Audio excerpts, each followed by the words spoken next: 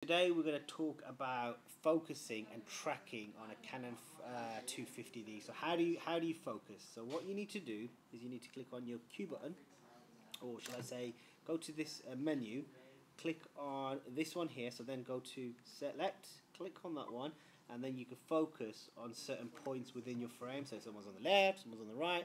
So if your cat's on the left and your dog's on the right, but you don't want to capture you don't want the dog in focus, but you want the cat in the focus because she's smiling or she's growling or she's going then you would pick that one. So that's dead easy to do, simple as you see. Literally just select the focal point, and you can select all your focus points. So if you want your cat, your dog, your mouse, your giraffe, give me one more. Oh no, tiger. Tiger, you want your tiger. You want your tiger in focus. You can select the whole lot and have them in focus. So that's quite useful. The next thing is, if I click on this button here, I'm going to do tracking. So I've got this pen here, and if I click on it, if I click on this pen, it's got auto tracking. So now, because I've clicked on the screen, if I move this pen around, you can see, so it's tracking that pen.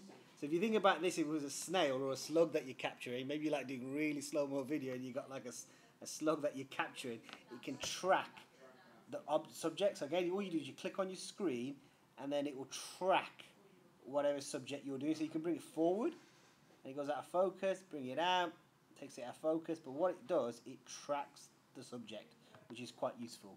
So the tracking is quite useful, and the focal points are quite useful. It hasn't got massive focal points. It's got only like, a range. Remember, this is a 250D entry level, but it does the job. Do you know what I mean? It does the job, and you get your focus points there for you. Thanks for watching. Bye bye.